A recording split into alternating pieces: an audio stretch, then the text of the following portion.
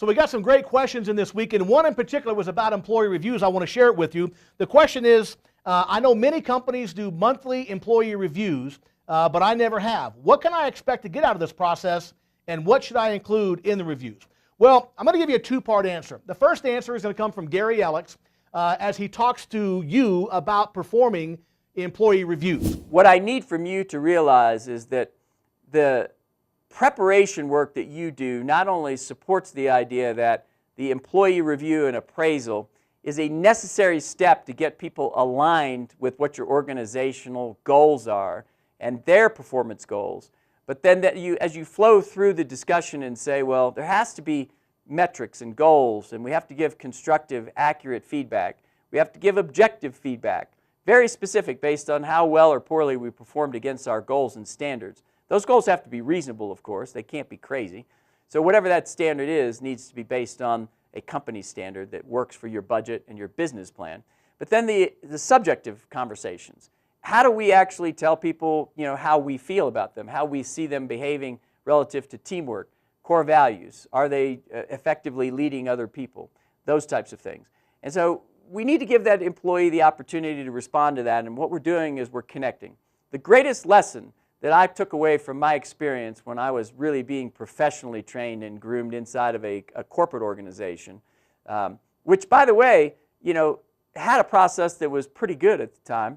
What I found when they gave me the keys to the store and said, okay, now you've got to manage people, what I did learn from that was, once I was through that process, I had an incredible level of detail about how to help other people finish their work. It gave me a tremendous roadmap to work with my team, and my team loved that idea. In other words, when you begin supporting that process, there's great development of teamwork and alignment, and people feel very good about the work experience. And so most people don't realize that employees rarely leave because of money. They lie to us and tell us they leave because they've got a raise or they got more money.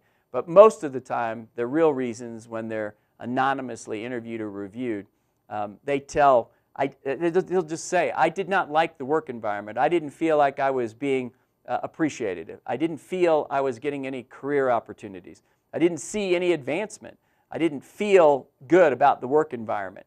So that doesn't mean that they were being treated badly. It means that they didn't see a path to prosperity. And so our job as leaders is not just to create a review process that's, hey, this is I checked the box and now it's done.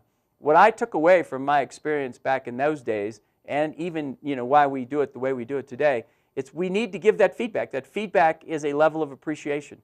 You giving people your constructive feedback on where you see them and connecting with them is a huge issue on whether or not they see you as investing in them and their time as it relates to the company. So I can't stress that enough. If we want to make more profit, and we want to put in good business process, and we're looking to improve cash flow, which is the purpose for why we do all these best practices, reviews are a key element in linking the role description, the expectations, to the actual performance.